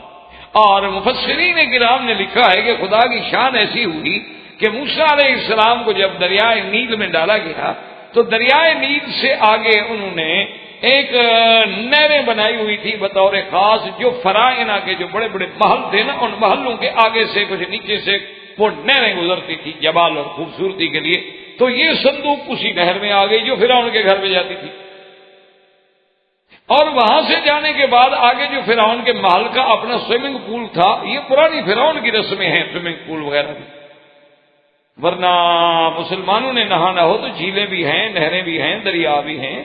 یہ جو سسٹم ہے نا، یہ وہی فرعونی سسٹم ہے، یہ آج کی بات نہیں ہے۔ جیسے چھری کانٹا پہلے پڑھ نہیں چکے یوسف علیہ السلام کے قصے میں، ٹیبل پہ بیٹھ کے کھانا کھانا، متکئن وآتت کل واحدۃ منہن سکینا، ہر کسی کو چھری پکڑوانا، ٹیبل لگا کے کرسی لگا کے کھانا کھانا۔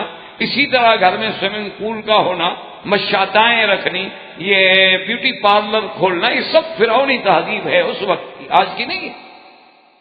ہم تو ان کے پیروکار ہیں، ہم تو نیاز مند لوگ ہیں۔ کبھی ہم فرعون کے تہذیب کے پرستار ہیں، کبھی ہم یونان کی تہذیب کے پرستار ہیں، کبھی ہم رومن امپائر کی تہذیب کے پرستار ہیں، اور نہ ملے تو پھر گئے گزرے انگلستان تو ہے ہی ہے۔ ہمارا قریبی جو مربی ہے، تربیت دینے والا، وہ تو انگلستان ہے۔ اس لیے بہرحال تو اب جناب وہ جب صندوق آئی تو قرآن کہتے ہیں فَالْتَقَطَهُ آلُ فِرْعَوْنَ، آل فرعون نے اس کو پکڑا۔ اس لیے بعض علماء کہتے ہیں کہ آل فرعون سے مراد یہ ہے کہ فرعون کی لڑکی وہاں تھی سوئمنگ پول پہ، تو اس نے پکڑا کہ یہ صندوق ہے، ہمارے گھر میں صندوق کیسے آ گیا، ابھی پکڑو پکڑو پکڑو۔ حالانکہ یہ بات نہیں۔ آل فرعون سے یاد رکھو، آل سے مراد صرف اولاد نہیں ہوتی، آل سے مراد اولاد بھی ہوتی ہے اور اتباع بھی ہوتے ہیں، یعنی جو ان کے طریقے پہ چلنے والا ہے سب اس کی آل۔ اسی لیے قرآن کہتا ہے کہ ادخلوا آل فرعون اشد العذاب، اور اس سے پہلے قرآن کیا کہتا ہے اغرقوا فادخلوا نارا، کہ جب ہم نے ان کو غرق کر دیا تو اسی وقت ہم نے ان کو آگ میں ڈال دیا، یعنی عالم برزخ قبر کا عذاب شروع ہو گیا نا۔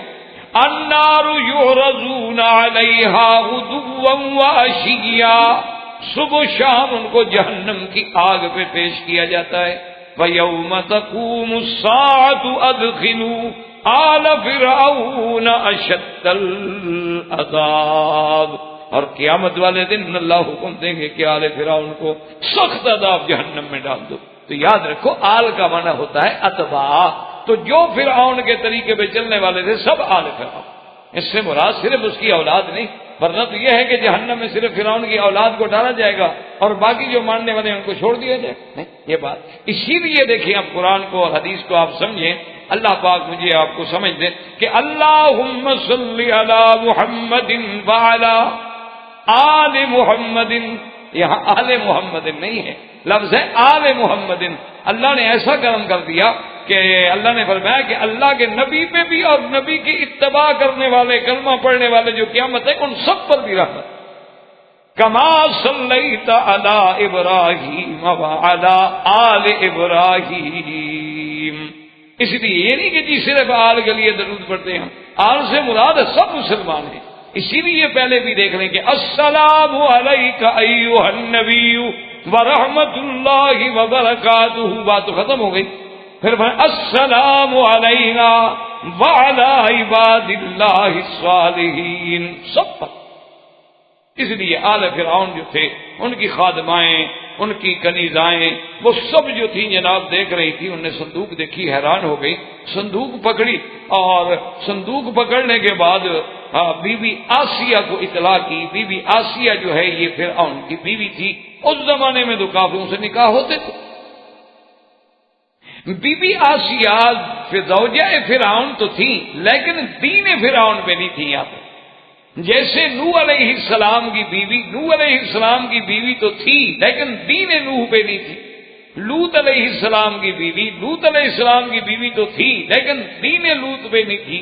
اسی طرح خدا کی قدرت ہے کہ فرعون کی بیوی ہے لیکن دین فرعون میں نہیں ہے۔ اللہ نے اس کے دل میں توحید اور ایمان اور سب خیالات جو تھے پہلے سے ڈالے۔ تو اب محل میں صاف بات ہے کہ ملکہ کو رپورٹ کی گئی کہ جی صندوق ہے، فرمایا جلدی کرو، بلاؤ، کھلو۔ اور جب صندوق کا شور ہوا تو فرعون بھی آ گیا،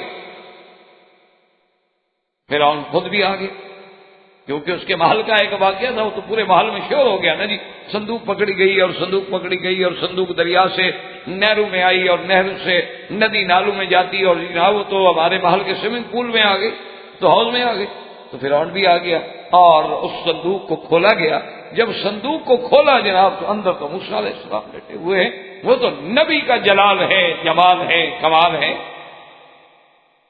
تو جب فرعون کی بیوی نے دیکھا تو اس لیے قرآن کہتے ہیں وَقَالَتِ امْرَأَتُ فِرْعَوْنَ قُرَّةُ عَيْنٍ لِّي وَلَكَ۔ فرعون کی بیوی نے جب دیکھا تو اس نے کہا کہ بادشاہ سلامت، یہ تو بچہ، یہ تو تمہاری اور میری آنکھوں کی ٹھنڈک ہے، یہ تو ایسا بچہ تو ہم نے دیکھا ہی نہیں۔ تو مفسرین نے لکھا ہے کہ فرعون کہنے لگا کہ تمہاری آنکھوں کی ٹھنڈک ہو تو ہو، میری نہیں ہے۔ تو اسی لیے علماء نے لکھا ہے کہ پہلے دن اس نے نبی کی توہین کی تو اللہ نے کفر پہ موت لکھی، بدبخت کی۔ ہو سکتا ہے کہ پیغمبر کی توہین نہ کرتا تو اللہ ایمان نصیب کرتا۔ اللہ تبارک و تعالیٰ کیونکہ جو لوگ انبیاء کی اور اللہ کے عباد صالحین کی توہین کرتے ہیں پھر ان کے لیے بڑے مشکلات۔ تو انہوں نے کہا کہ اگر وہ بھی کہہ دیتا، کیا ایک بچے تھا کہ قرۃ عین لی ولک، بیوی ملکہ تو بڑی یعنی لائق فائق ہے نا، کہ اس نے کہا کہ میری بھی آنکھوں کی ٹھنڈک اور تیری بھی، اور لا تقتلوہ عسى ان ينفعنا او نتخذہ ولدا وَهُمْ لَا يَشْعُرُونَ۔ اور فوراً بی بی نے کہا کہ مہربانی کر کے لا تقتلوا، چونکہ وہ جانتی تھی یہ تو وہ سال ہے جس میں بچے قتل کیے جاتے ہیں، اور یہ بچہ تو خود فرعون کے گھر میں آ گیا، دشمن کے گھر میں خود آ گیا، قاتل کے گھر میں خود آ گیا ہے مقتول۔ لا تقتلوہ عسى، قتل نہ کریں ہرگز، عسى ينفعنا، ہو سکتا ہے کہ ہمارے لیے باعث نفع ہو، یا ہم اسی کو ہی بیٹا بنا، اور نتخذہ ولدا، ہم بیٹا بنا لیں گے۔ اللہ نے فرمایا ان کو پتہ نہیں کیا کر رہے ہیں، کیا سوچ رہے ہیں، وہ اپنی سوچوں میں ہیں اور تقدیر کے اپنے فیصلے ہیں۔ من درچ خیال فلک درچ خیال، ہم اپنا خیال کرتے رہتے ہیں اور مالک کے فلک و سما اپنے خیال میں ہیں، اور خیال تو اسی کا چلے گا جو مالک۔ اب قرآن کہتے ہیں وَأَصْبَحَ فُؤَادُ أُمِّ مُوسَىٰ فَارِغًا إِن كَادَتْ لَتُبْدِي بِهِ لَوْلَا أَرَّبَتْنَا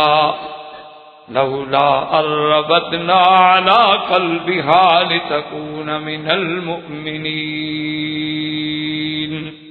اللہ پاک فرماتے ہیں کہ اب موسیٰ علیہ السلام کی ماں پہ کیا گزری، آپ خود تصور کریں نا کہ بیٹا ہو، اپنے ہاتھوں سے آدمی صندوق میں ڈال کے دریا میں ڈال دے تو وہاں پہ کیا گزرا۔ اللہ نے فرمایا اگر ہم نے اس کے دل کو نہ تھام لیا ہوتا نا، وہ تو کھل کے بات کہہ دیتی، رو پڑتی فراق میں کہ میرا بیٹا ہے، میرا بیٹا ہے، کہاں گم ہو گیا، بھاگ پڑتی، لیکن ربطنا علی قلبہا، ہم نے اس کے دل کو باندھ دیا۔ اس لیے علماء فرماتے ہیں کہ یہ درجات ہیں۔ پہلا درجہ ہوتا ہے انابت کا، وَأَنِيبُوا إِلَىٰ رَبِّكُمْ، اور دوسرا درجہ ہوتا ہے ہدایت کا، اور تیسرا درجہ ہوتا ہے استقامت کا، اور چوتھا درجہ ہوتا ہے ربط کا کہ اللہ تبارک و تعالیٰ پھر جس پہ راضی ان کے دلوں کو خود تھام لیتے ہیں، ان کو پھر خود کنٹرول کر لیتے ہیں کہ ان سے پھر کوئی غلط بات ہونی نہیں، ان سے بے صبری کا کلمہ نکلتے ہی نہیں۔ اس لیے بی بی صاحبہ نے صبر کیا اور فرمایا وَقَالَتْ لِأُخْتِهِ قُصِّيهِ فَبَصُرَتْ بِهِ عَنْ جُنُبٍ وَهُمْ لَا يَشْعُرُونَ۔ بی بی نے حضرت موسیٰ علیہ السلام کی بہن سے کہا کہ بیٹی جاؤ اپنے بھائی کا پتہ تو کرو۔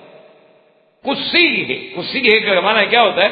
بھئی اسی آثار پہ جدھر اپنے صندوق ڈالی ہے اور پانی بہ رہا ہے لازمی بات ہے کہ صندوق ادھر نیچے ہی جائے گی، تو تم ذرا وہی راستہ لے کے نیچے چلی جاؤ ڈھونڈتی جاؤ، پتہ نہیں پتہ لگ جائے گا موسیٰ علیہ السلام کا۔ چلو کچھ تو تسلی ہو، کچھ تو ہم اپنی طرف سے کوشش کریں۔ یہاں بھی اللہ نے قرآن میں بی حضرت موسیٰ علیہ السلام کی بہن کا بھی نام لکھ دیا، لیکن بعض مفسرین فرماتے ہیں کہ ان کا نام ام کلثوم تھا۔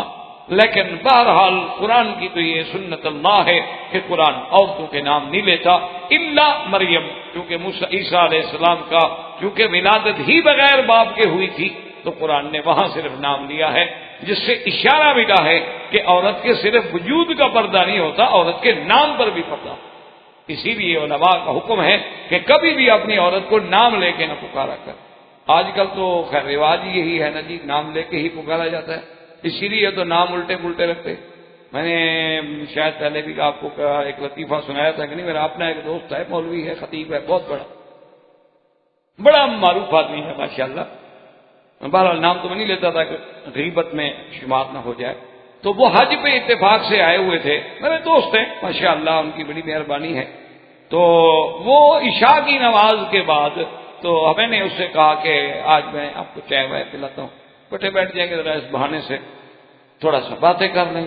تو ہم ہوٹل کی طرف جا رہے تھے کہ کسی ہوٹل میں بیٹھ جاتے ہیں، حج کا رش ہے، تو کہیں بھی جہاں موقع ملے گا کہ تھوڑا رش کم ہو تو چائے پلا دوں۔ تو اس نے چلتے چلتے کہا کہ مکی صاحب آج ہی میں نے فون کیا تھا گھر میں، تو میرے گھر میں لڑکی اللہ نے دی ہے، بچی پیدا ہوئی ہے میرے گھر میں، اس کے لیے کوئی نام بتائیں۔ میں نے کہا یار تم آپ مولوی آدمی ہو، کوئی ہے اس میں کون سا مشکل ہے؟ ہمارے لیے تو بہرحال یہ سیدہ عائشہ کا نام ہے، سلمہ ہے، ام حبیبہ ہے، بی میمونہ ہے، ماریہ قبطیہ ہے، سیدہ خدیجہ ہے، بی بی سودا ہے، اتنے بڑے نام ہیں، ہمارے لیے کیا کمی ہے، کوئی نام رکھ لو۔ تو وہ جناب بڑے اس سے کہنے لگا کہ وکیل صاحب آپ کو پتہ نہیں ہے کہ آپ کی بھابھی جو ہے وہ بڑی ماڈرن ہے، کوئی ماڈرن نام بتائیں، یہ تو آپ مولویوں والے نام بتا رہے ہیں۔ تو میں نے کہا پھر مونا لیزا رکھ لو۔ وہ ناراض ہو گیا، کہا میں چائے نہیں پیتا جی، آپ نے میرے اوپر طنز کیا۔ میں کہا اب کیا کروں، آخر کیا خدا بندہ ہے، تیرے سادہ دل بندے کدھر جائیں کہ درویشی بھی عیاری اور سلطانی بھی عیاری، تو آخر میں کیا کروں، میرے پاس کیا حل ہے؟ میں نے تمہیں اتنے پیارے نام بتائے اور تم کہتے ہو کہ نہیں ماڈرنائز قسم کا نام ہو۔ آج کل تو خیر کمپیوٹرائز نام ہو جائیں گے، ماڈرن سے بھی ہم آگے چلے گئے۔ آج کل تو نام پوچھنا ہو مولوی کی بھی ضرورت نہیں، انٹرنیٹ پہ ڈال دو، شام تک ناموں کی لائن لگ جائے، جتنے مرضی آئے نام رکھ لو۔ کہتے کہ پھر یہ کوئی ضروری تھا کہ آپ ایک کافرہ کا نام دیں؟ میں نے کہا نہیں کافرہ کا نام نہیں ہے، تو تخیل ہے مونا لیزا کا بھی، اس کی مسکراہٹ کا تخیل ہے، واقعی کوئی نہیں ہے، حقیقت ہی کوئی نہیں، وہ تو ایک محض تخیل ہے، قوم کو بیوقوف بنایا گیا، پاگل بنایا گیا، پینٹنگ چوری ہو گئی، فلاں ہو گیا، یہ ہو گیا، غضب ہو گیا، اب اس کا کوئی سرے سے وجود ہی نہیں ہے، وہ ایک تخیل تھا شاعر کا، بیٹھے بیٹھے اس نے بنا ڈالا تھا۔ تو بہرحال وہ جانے ان کا کام جانے۔ تو اللہ پاک نے قرآن میں نام نہ لے کر یہ حکم دیا ہے، اور فقہا لکھتے ہیں کہ گھر میں آدمی اس کو بلائے تو اس کے باپ کے نام کے ساتھ یا بنت فلان، اور پھر جب اس کا بچہ ہو جائے تو بچے کی ماں، فلاں کی ماں، اس نسبت سے بلایا جائے، نام نہ لیا جائے، کیونکہ کبھی کبھی غلط لوگ جو ہیں نام سن کر بھی اسکینڈل بنا لیتے ہیں۔ اللہ تبارک و تعالی ہر مسلمان کی بچی کو محفوظ رکھیں۔ تو اسلام کی یہ سبق ہے، ہدایت ہے۔ اسلام کہتا ہے نام باہر نہ نکالو، اور ہم جناب 6 فٹ کی لاش باہر نکال کے بھیج دیتے ہیں، اب کیا ہوگا؟ اب اللہ حافظ ہے، اور تو کوئی علاج نہیں۔ بازار سے گوشت لینا ہو تو کبھی 1 کلو لے کر ڈاکٹر صاحب بھی ہاتھ پہ رکھ کے نہیں نکلیں، لیکن یہ جو 6 فٹ کی لاش ہے، اتنا بڑا گوشت ہے، بغیر کپڑے کے باہر پھر رہا ہے، اس پر کوئی نہیں کوئی چیل جھپٹے گی۔ اللہ کے بندے بس یہ ہے کہ وقت آئے گا آپ دیکھیں گے کہ اسلام جو کہتا ہے وہ حق، دشمن کو بھی ماننا پڑے گا، کافر کو بھی ماننا پڑے گا، اعتراف کرنا پڑے گا، یعنی قیامت کے آنے سے پہلے پہلے اسلام کی حقانیت ماننی پڑے گی۔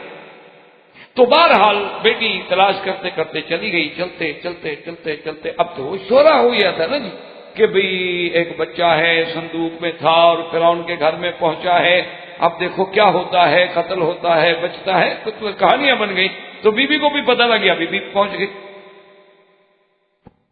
قرآن کہتے فَبَصُرَتْ بِهِ عَنْ جُنُبٍ، دور سے کھڑے ہو کر کنارے سے دیکھا کہ ہے تو میرا بھائی، ہے تو موسیٰ علیہ السلام، بہن کیسے اپنے بھائی کو نہ پہچان.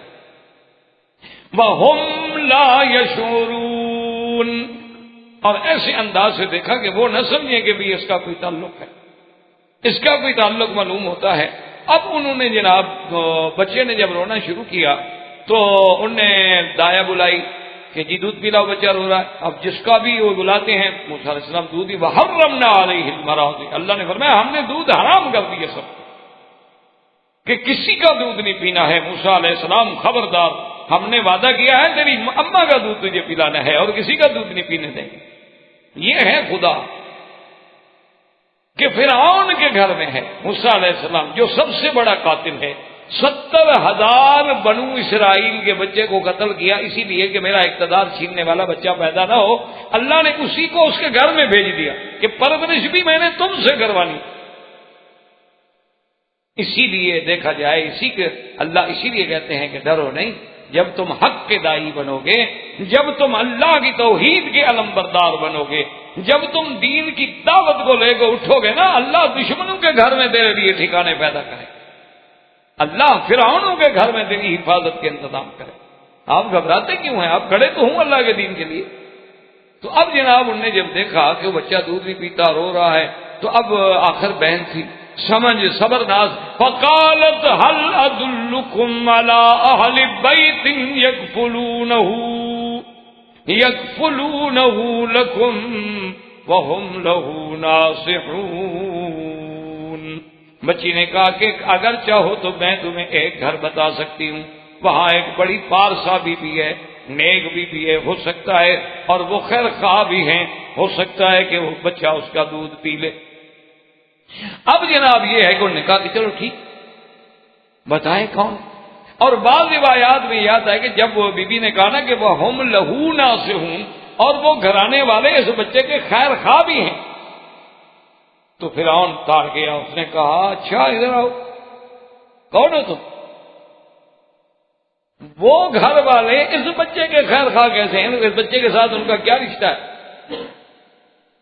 تو اللہ نے بی بی کو عقل دیا. انہوں نے فرمایا بادشاہ آپ نے سمجھا نہیں، میں نے کہا تھا ہم لہو تمہارے خیر خواہ ہیں، تم نے موسیٰ علیہ السلام کی طرف اشارہ سمجھ لی، حالانکہ میرا اشارہ تمہاری طرف تھا کہ وہ گھرانہ تمہارا خیر خواہ. تو بادشاہ اچھا یہ بات ہے تو ٹھیک ہے. اس نے کہا جاؤ اس کو لے کے آؤ. اب جناب جب وہاں سے شاہی فرمان آیا اور بی بی ساتھ ہیں، دوڑی ہوئی گھر آئی، ان کو باہر کھڑا کیا. اماں سے کہا کہ اماں جان آپ دیکھیں نا کہ اس وقت ورنہ ماں تو خوشی میں آ کے کیا نہ کہتے، یہ بھی تو ربط علی القلب ہے نا، اللہ نے دل کو تھاما ہوا ہے. ورنہ اس حال میں جس کا بچہ مل جائے اس کے خوشی کا کیا عالم ہوگا، اور پھر اپنے آپ کو خوشی میں کنٹرول کر سکتی ہے.